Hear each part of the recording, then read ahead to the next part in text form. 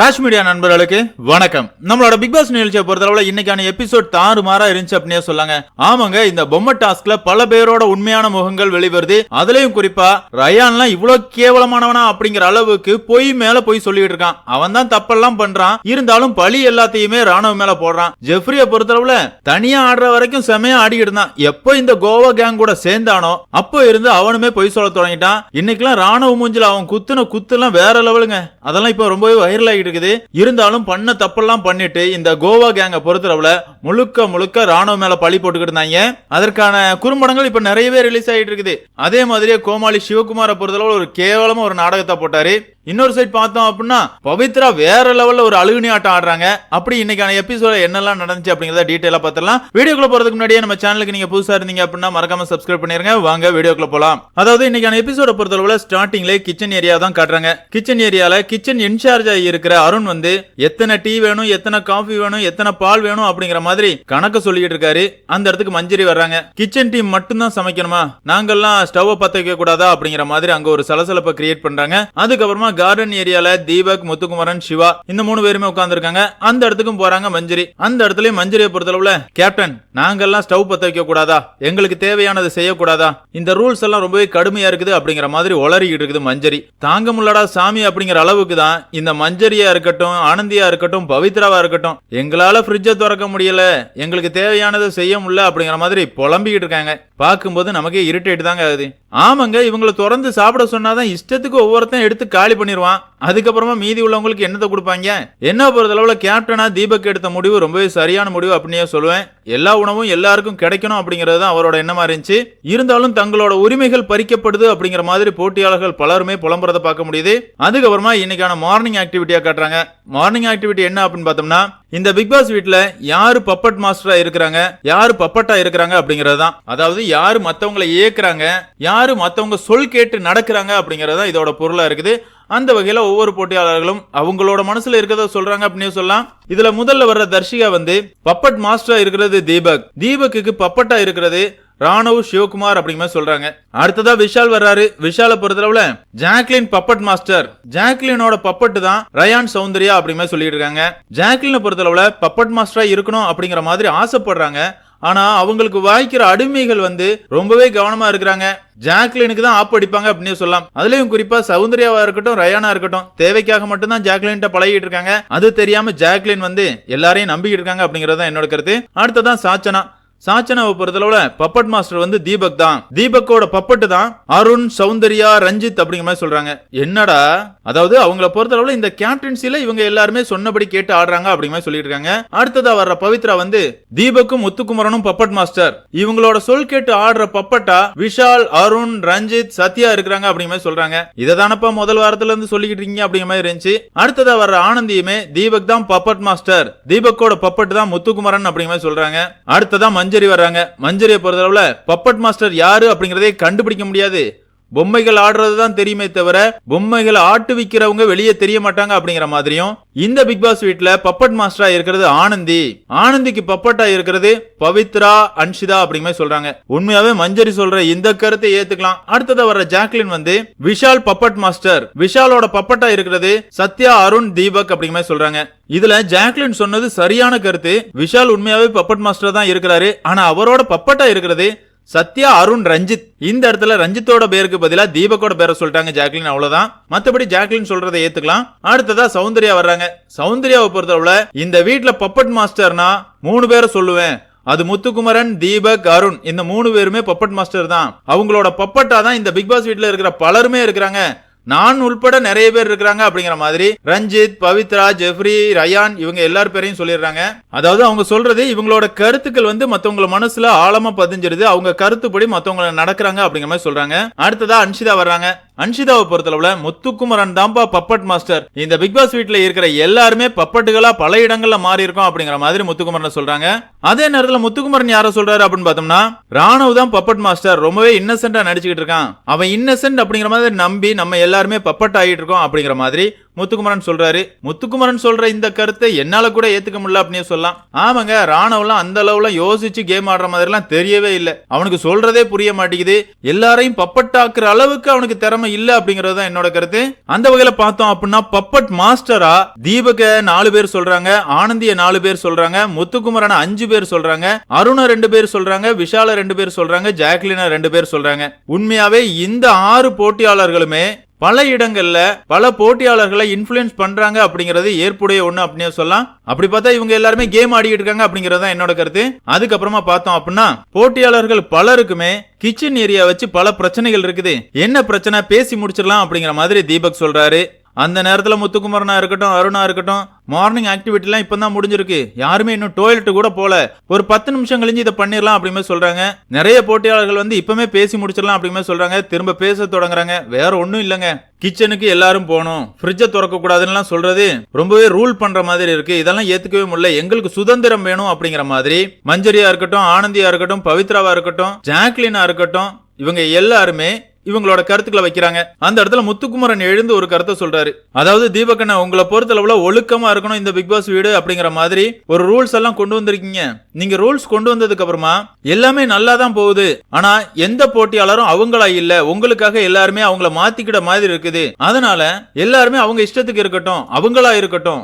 ஒரு பிரச்சனை வரும்போதுதான் யார் எப்படி இருக்காங்க அப்படிங்கறதே புரியும். நீங்க அதெல்லாம் விட்டுட்டு எல்லாருமே ஒழுக்கமா இருக்கணும் அப்படிங்கிற மாதிரி வைக்கிறது எனக்கு என்னமோ சரிப்பட்டு வரல அப்படிமே சொல்றாரு. அந்த இடத்துல நிறையவே தர்க்கங்கள் போகுதுங்க. என்ன பொறுத்தளவுல முத்துக்குமரன் சொன்ன இந்த கருத்தை என்னால ஏத்துக்கவே முடியாது. கண்டிப்பா தீபக்கோட வேலையை தான் தீபக் பாத்துக்கிட்டு இருக்காரு. அவரோட கேப்டன்சில இந்த வீடு எவ்வளவு ஒழுக்கமா இருக்குது அப்படிங்கறத அவர் காட்டணும்னு முயற்சி பண்றாரு. அதுல எந்த தவறுமே கிடையாது. அவர் ரூல்ஸ போடுறாரு. உங்களால கடைபிடிக்க முடியும்னா முடியும்னு சொல்லுங்க, முடியாதுன்னா முடியாதுன்னு உங்க இஷ்டத்துக்கு நடக்க வேண்டியது தானே. வீக்கெண்ட் எபிசோட்ல அதற்கான பதிலடி கிடைக்கும் அப்படிங்கறதான் என்னோட கருத்து. அதையே தான் தீபக்கும் சொல்றாரு.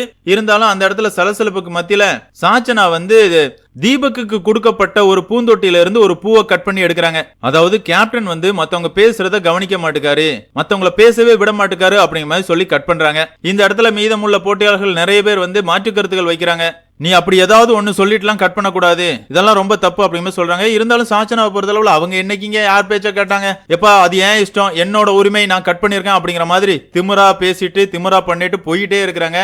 அந்த இடத்துல மீதி எல்லாருமே சண்டைக்கு வர்றாங்க. கேப்டனோட பேச்ச கேட்டுதானே நாங்க எல்லாருமே உட்கார்ந்துருக்கோம். நாங்க இத்தனை பேர் உட்கார்ந்து இருக்கும் போது சாச்சனா மட்டும் பூவை கட் பண்ணிட்டு அவ இஷ்டத்துக்கு கிச்சனுக்கு எல்லாம் போறது சரியில்லை அப்படிங்கிற மாதிரி பேச்சுவார்த்தைகள் போகுது. அந்த இடத்துல தீபக் ஒண்ணுதான் சொல்றாரு. சாச்சனாவோட புரிதல் அவ்வளவுதான். ஒழுக்கம் அப்படிங்கறத நம்ம சொல்லிதான் கொடுக்க முடியும். பொது மேடையில எப்படி இருக்கணும் அப்படிங்கறது எல்லாருக்குமே புரியணும். அவளோட புரிதல் அவ்வளவுதான் அப்படிங்கிற மாதிரி சொல்றாரு. உடனே இதுக்கு சொம்பு தூக்கிட்டு மஞ்சரியா இருக்கட்டும், ஆனந்தியா இருக்கட்டும் வந்துடுறாங்க. அது எப்படி நீங்க சாச்சனா அப்படி சொல்லலாம் அப்படிங்கிற மாதிரி ஒரு பிரச்சனையை கிளப்புறாங்க. உண்மையாவே இந்த இடத்துல சாச்சனா பண்ணது தப்பாதான் தெரிஞ்சுங்க. என்ன பொறுத்தளவுல கேப்டனா தீபக்க பொறுத்தளவுல செமையா கேப்டன்சி பண்ணிக்கிட்டு இருக்காரு அப்படிங்கறது என்னோட கருத்து. அவரோட கேப்டன்சில மைக் அலௌன்ஸ்மெண்ட் கூட ரொம்பவே கம்மியா இருக்குது. 2 அலௌன்ஸ்மெண்ட் தான் வந்திருக்குது. அதுவும் சாச்சனா மைக் சரியா மாட்டல அப்படிங்கறதுக்காக தான் வந்திருக்கிறது தவிர மத்தபடி 24 மணி நேரமும் யாராவது தூங்கிட்டு இருக்காங்க, நாய் குலைக்குது அப்படிங்கிற மாதிரி இந்த கேப்டன்சில எதுவுமே கிடையாது. அவரை பொறுத்தளவுல சிறப்பா அவரோட கேப்டன்சியை நடத்திட்டு இருக்காரு. கிச்சன்ல ஒரு இன்சார்ஜ போட்டதுக்கு காரணமும் நம்ம எல்லாருக்குமே தெரியும். 18 பேருக்கும் வீக்கெண்ட் வரை சாப்பாடு கிடைக்கணும் அப்படிங்கறது மட்டும்தான் அவரோட எண்ணம். போட்டியாளர்கள் சொல்ற மாதிரி யார் வேணாலும் என்ன வேணாலும் செஞ்சுக்கலாம்னா பெண்கள் அணியில இருக்கிற எல்லாருமே சேர்ந்து ஒரே நாள்ல தயிரை முடிச்சிருவாங்க. அதே மாதிரி ஆண்கள் அணியில விஷாலா இருக்கட்டும், சத்யாவா இருக்கட்டும், அருணா இருக்கட்டும் மொத்தத்தையும் காலி பண்ணி அடுத்த நாள் எல்லாரும் பட்னி தான் கிடக்கணும். அந்த வகையில தீபக் வந்து கிச்சன் ஏரியால எடுத்த முடிவு ரொம்பவே சரியான முடிவு அப்படிங்கறத என்னோட கருத்து. இருந்தாலும் மறுபடி தீபக் கிட்ட முத்துக்குமரன் வந்து பேசுறாரு. இல்லண்ணே, மத்தவங்க இஷ்டத்துக்கு ஆட விடுங்க, அவனுக்கு தப்பு பண்ணட்டும், அதுக்கப்புறமா பாத்துக்கலாம், அப்பனாதான் யார் எப்படின்னு தெரியும் அப்படிங்கிற மாதிரி சொல்றாரு. எப்பா நீ சொல்லுவப்பா, அவர் அப்படி ஃப்ரீயா விட்டு அடுத்த நாளே சாப்பாடு இல்லாம போச்சுன்னா ரேஷனை கேப்டன் தான் பாத்துருக்கணும், கேப்டன் பண்ண தப்பு தான் அப்படிங்கிற மாதிரி அன்னைக்கும் தீபக் முதுகுல தான் குத்துவீங்க. சரிதானங்க? ஆமா தானே? அப்படி இருக்கும்போது என்ன பொறுத்தளவுல இந்த இடத்துல முத்துக்குமரன் பேசுறதை ஏத்துக்கவே முடியல அப்படின்னு சொல்லலாம். அதுக்கப்புறமா கோவா கேங்ல இருந்து 2 பேர் பேசிக்கிட்டு இருக்காங்க. யாரு? ஜாக்லினும் ரயானும் பேசிட்டு இருக்காங்க. அந்த இடத்துல ஜாக்லின் வந்து சாச்சனா எடுத்து முடிவு ரொம்பவே சரியான முடிவு, கேப்டன் மத்தவங்கள பேசவே விட மாட்டேக்காரு, அது அவளோட கருத்து, அவ செஞ்சதுல தப்பே இல்ல அப்படிங்கிற ஜாக்லின் பேசுறாங்க. ரயானை பொறுத்தளவுல அவ செஞ்சது தப்பே இல்ல, இருந்தாலும் எதுக்காக எல்லாருமே எதிர்க்கிறாங்க அப்படிங்கிற மாதிரிலாம் பேசிட்டு இருக்காரு. அதாவது இந்த கோவா கேங்க பத்தி பேசுறதுக்கு எதுவுமே இல்ல, சிம்பிளி வேஸ்ட் அப்படின்னே சொல்லலாம். அடுத்ததா நீயும் பொம்மை நானும் பொம்மை டாஸ்க் ஸ்டார்ட் ஆகுதுங்க. முதல் ரவுண்ட பொறுத்தளவுல விஷால் கையில ஜாக்லின் பொம்மையும், சத்யா கையில சத்யாவோட பொம்மையும், ரயான் கையில சாச்சனாவோட பொம்மையும், சாச்சனா கையில விஷாலோட பொம்மையும் இருக்குது. அந்த இடத்துல சத்யா வந்து பொம்மையை மாத்திக்கிடுவோம் அப்படிங்கிற மாதிரி விஷால்கிட்ட சொல்லி விஷால் கையில இருக்கிற ஜாக்லினோட பொம்மையை சத்யா வாங்கிக்கிறாரு. விஷால பொறுத்தளவுல சத்யாவோட பொம்மையை வாங்கி டால் ஹவுஸ்ல கொண்டு வச்சுட்டு வந்துடுறாரு. அந்த இடத்துல திடீர் ரவுடி ரயான் வந்து, சாச்சனா உன் கையில இருக்கிற பொம்மையை என்னால இப்ப புடுங்க முடியும் அப்படிங்கிற மாதிரி வீர வசனம் எல்லாம் அடிக்கிறாரு. அந்த இடத்துல சாச்சனாவை பொறுத்தளவுல புடுங்கா வந்து புடுங்கி பாடுறா அப்படிங்கிற மாதிரி ரயானுக்கே சவால் விடுறாங்க. இருந்தாலும் இந்த இடத்துல விஷாலா இருக்கட்டும் அருணா இருக்கட்டும் அவன் புடுங்குறதா இருந்தா அந்த நேரம் பாத்துக்கிறோம், நாங்களும் உனக்கு சப்போர்ட்டா இருக்கோம் அப்படிங்கிற மாதிரி எல்லாம் சொல்றாங்க. உடனே ஜாக்லின் வந்து சாச்சனா கிட்ட சமாதானம் பேசுறாங்க. இப்போ உனக்கு என்னதான் பிரச்சனை அப்படிமா கேக்குறாங்க. சாச்சனாவை பொறுத்தளவுல ரயான் கையில தான் என் பொம்மை இருக்குது, அவனை கொண்டு என் பொம்மைய டால் ஹவுஸுக்குள்ள வைக்க சொல்லு அப்படிமே சொல்றாங்க. ஜாக்லினும் ரயான்ட்ட சொல்லி சாச்சனாவோட பொம்மைய டால் ஹவுஸ்ல வச்சிருக்காங்க. அதுக்கப்புறமா பார்த்தோம் அப்படின்னா விஷால் கையில ஜாக்லின் பொம்மையும், சாச்சனா கையில விஷாலோட பொம்மையும் இருக்குது. இந்த இடத்துல சத்யா நினைச்சிருந்தார் அப்படின்னா ஜாக்லினோட பொம்மைய பால் பிட்டுக்குள்ள போட்டுட்டு விஷாலோட பொம்மையை புடுங்கி டால் ஹவுஸ்ல வச்சிருப்பாரு. இருந்தாலும் அந்த இடத்துல சத்யா வந்து வயலன்ஸை விரும்பவே இல்ல. நான் சாச்சனா கையில இருக்கிற பொம்மையை புடுங்கி அதுல ஒரு வயலன்ஸ் வர நான் விரும்பவே இல்ல, அவுட் ஆறதா இருந்தா ரெண்டு பேருமே அவுட் ஆயிட்டு போட்டோம் அப்படிங்கிற மாதிரி ஒரு ஸ்டாண்ட் எடுக்கிறாரு. உண்மையாவே இந்த இடத்துல நான் சத்யாவை பாராட்டுவேங்க. இதே இடத்துல ஜாக்லின் ரயான் இவங்க எல்லாம் இருந்திருந்தாங்க அப்படின்னா இன்னைக்கு சாச்சனாவை கதற விட்டுருப்பாங்க. சத்யா அப்படிங்கறதுனால அவர் அந்த முடிவுகளை எடுக்கல. இருந்தாலும் பிக் பாஸ் பொறுத்தளவுல இன்னும் 10 நிமிஷத்துக்குள்ள ஏதாவது ஒரு பொம்மையை கொண்டு டால் ஹவுஸ்ல வைக்க சொல்றாரு. ரெண்டு பேருமே சம்மதிக்காம நிக்கிறாங்க. அந்த வகையில ரெண்டு பேர் கையில இருக்கிற பொம்மையும் அவுட் ஆக்கப்படுது. அதாவது இந்த ரவுண்ட்ல இருந்து ஜாக்லின் விஷால் இந்த ரெண்டு பேருமே வெளியேற்றப்படுறாங்க. இதுல ரெண்டு பேருக்குமே சந்தோஷங்க. விஷால பொறுத்தளவுல இந்த டாஸ்க் தொடங்குற அன்னைக்கு கோவா கேங் வந்து என் சட்டையெல்லாம் கிழிச்சிருந்தாங்க, அப்படி இருக்கும்போது அந்த கேங்கோட லீடரான ஜாக்லின் அவுட் ஆறது எனக்கு சந்தோஷம் அப்படிங்கிற மாதிரி இந்த இடத்துல விஷால் சொல்றாரு. ஜாக்லினை பொறுத்தளவுல என்னோட பரம விரோதி தான் விஷால், அப்படி இருக்கும்போது விஷால் அவுட் ஆறதுக்காக நானும் அவுட் ஆறது எனக்கு சந்தோஷம் அப்படிங்கிற மாதிரி மாத்தி மாத்தி செம ஹாப்பில இருக்காங்க. அதுக்கப்புறமா அடுத்த ரவுண்டும் நடக்குது. அடுத்த ரவுண்ட்ல சத்யா வெளியேற்றப்படுறாரு. அடுத்த ரவுண்ட் ஸ்டார்ட் ஆறதுக்கு முன்னாடி பிக் பாஸ் வந்து ரூல்ஸ புதுசாக்குறம்பா, விளையாட்டுல இருந்து அவுட் ஆனவங்களும் விளையாடலாம் அப்படிங்கிற மாதிரி ஒரு அறிவிப்பை கொடுக்கறாருங்க. இந்த அறிவிப்பு கொடுத்த உடனே அவுட் ஆகி காத்து இருக்கிற முத்துக்குமாரனா இருக்கட்டும் ராணவா இருக்கட்டும் எல்லாருமே களத்துல இறங்கிடுறாங்க. போட்டியும் ஸ்டார்ட் ஆகுது. போட்டி ஸ்டார்ட் ஆன உடனேயே ராணுவ பொறுத்தளவுல ரயான் அவுட் பண்ணோம் அப்படிங்கறதுக்காக ஜெஃப்ரிய ஹோல்ட் பண்றாரு. ரயான் வந்து ஜெஃப்ரியோட பொம்மைய டால் ஹவுஸ் உள்ள வச்சுட்டு வந்துடுறாரு.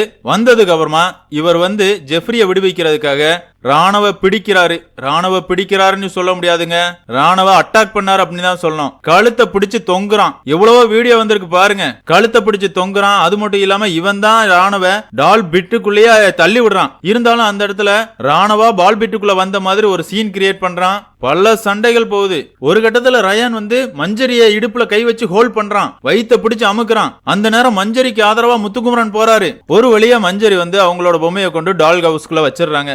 இந்த டாஸ்க பொறுத்தளவுல ரயான் வெளியேற்றப்படுறாரு.